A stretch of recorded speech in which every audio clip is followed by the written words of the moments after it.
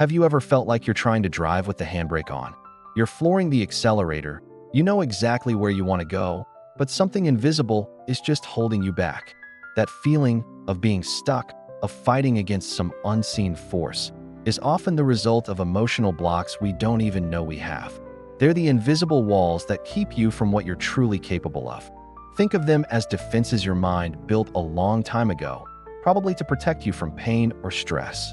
But the very walls that were meant to keep you safe can start to feel like a prison, boxing you out from the life, the relationships, and the success you really want.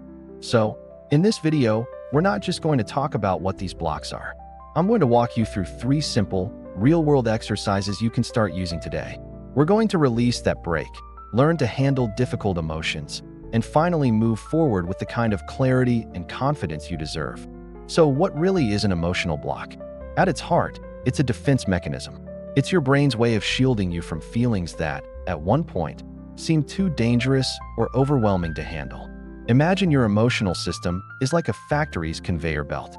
Every day, experiences and feelings come rolling in. A healthy system looks at the emotion, processes it, learns what it needs to, and sends it on its way. But when something really painful or traumatic happens, the whole system can overload. Your brain hits the emergency stop. It shoves that difficult feeling into a closet, out of sight, and slams the door. And while that might bring some relief in the moment, those unprocessed emotions don't just vanish. They sit there behind that locked door, and they start to fester. Over time, that emotional energy starts to leak out.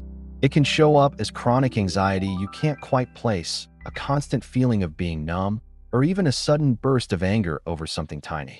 It's why you might avoid certain situations, procrastinate on your biggest goals, or struggle to build deep, trusting relationships.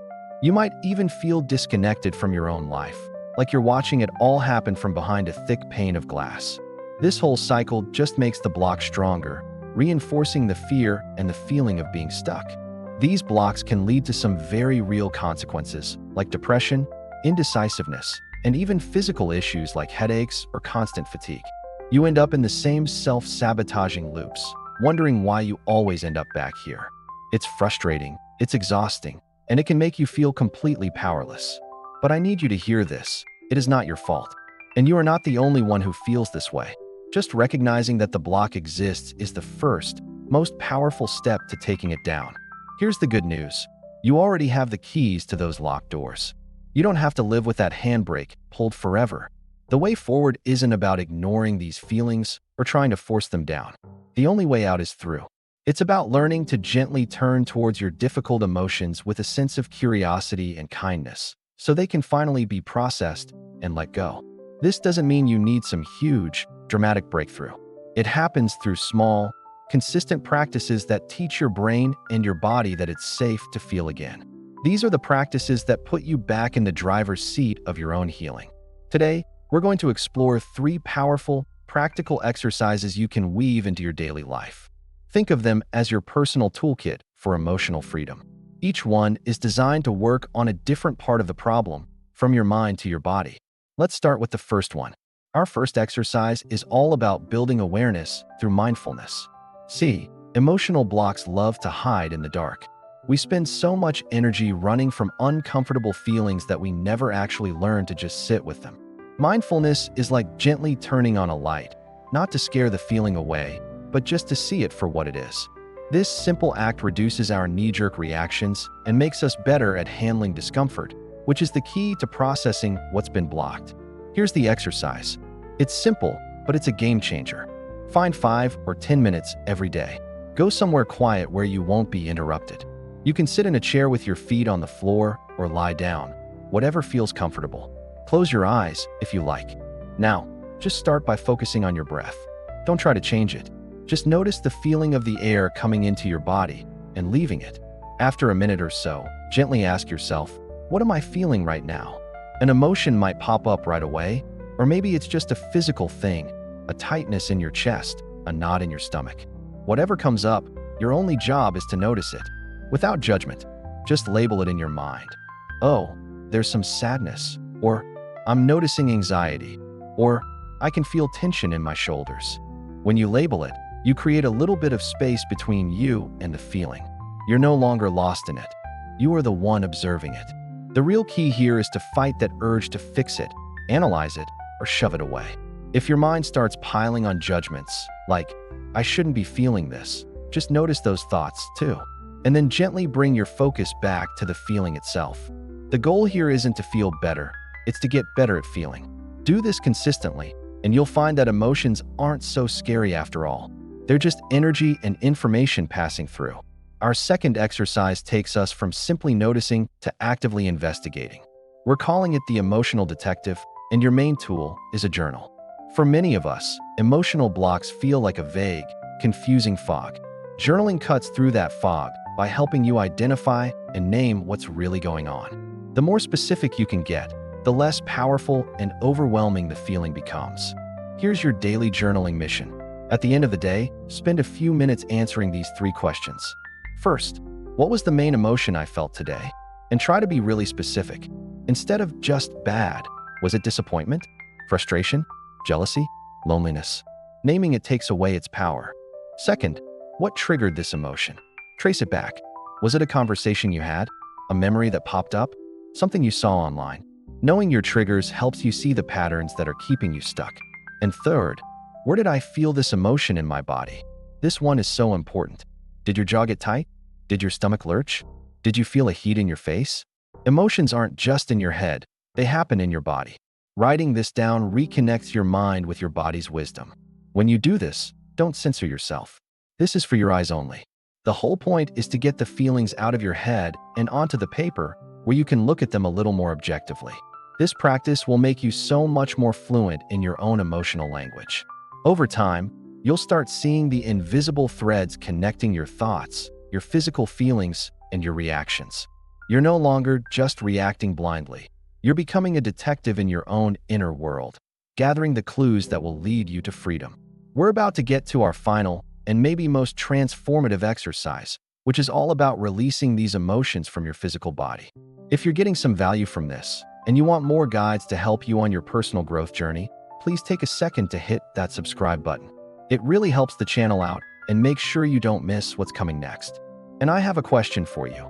Which of these first 2 exercises, the mindful observer or the emotional detective, are you most curious to try first? Let me know down in the comments. I'd really love to hear from you.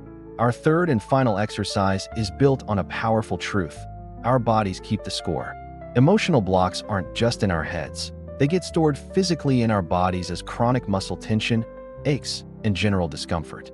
Body-based exercises, sometimes called somatic work, are designed to help release these physical echoes of old emotions, reconnecting your mind and body. This exercise is a simple take on progressive muscle relaxation. It's incredibly effective for letting go of that stored-up tension. Find a comfortable spot to lie down. Take a few deep breaths and just let your body settle. We're going to start with your feet. Breathe in, and as you do, I want you to tense up all the muscles in your feet and toes.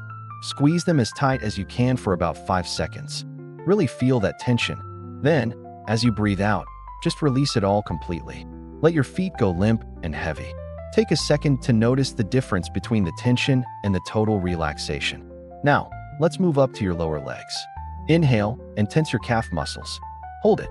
Exhale and release. Just continue this process, moving slowly up through your body.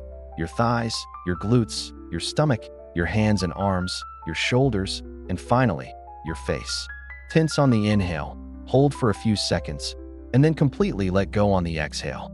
As you do this, just pay attention to any emotions, memories, or thoughts that might come up as you release tension from a certain area. For instance, you might find that as you release the tension in your jaw, a wave of unexpressed anger suddenly surfaces. Or releasing tension in your shoulders might bring up a feeling of being burdened. Don't be alarmed by this. It's a sign that the exercise is working. Just notice the emotion, breathe into it, and allow it to move as you continue to relax. You're teaching your nervous system that it's safe to let go. You're teaching your body, on a deep level, how to release the old patterns it's been holding, creating space for you to finally move forward. These 3 exercises, the mindful observer, the emotional detective, and the body compass, are not a one-time fix. They are practices. The real key to dissolving your emotional blocks and truly moving forward is consistency. Just set aside a little time each day for this work. Some days will feel like a huge breakthrough. Other days you might feel like nothing's happening at all. And that's okay. The point is to just keep showing up for yourself. And maybe most importantly, you have to be your own best friend through this process. Self-compassion isn't just a nice idea, it's absolutely essential. When difficult feelings come up, try to speak to yourself with the same warmth you would offer a good friend. You can even put a hand on your heart and say, "This is really hard right now. It's okay to feel this way. I'm here for myself." Being hard on yourself is the very fuel that keeps these blocks locked in place. Kindness is the key that sets them free. It's also worth saying that while these exercises are incredibly powerful, some blocks, especially those that come from deep trauma, might need professional support. Reaching out to a therapist or a counselor isn't a sign of weakness. It's a profound act of strength and self-care. Feeling stuck is a part of being human, but it doesn't have to be where you live. You don't have to spend your life driving with the handbrake on. You have so much power to change your relationship with your emotions. By becoming a mindful observer, you learn to see your feelings without getting lost in them. By acting as an emotional detective, you uncover the hidden patterns that hold you back. And by using your body compass, you learn to release the tension you've been carrying for years. These aren't just exercises, they are acts of self-liberation. They are you telling yourself, day after day, that you are worthy of freedom, clarity, and confidence. You already have everything you need inside of you to release the brakes, take the wheel, and finally move forward into the life that's waiting for you. Thank you for spending this time with me today. If this video connected with you, please give it a like and subscribe for more content on living a more conscious and empowered life. You've got this.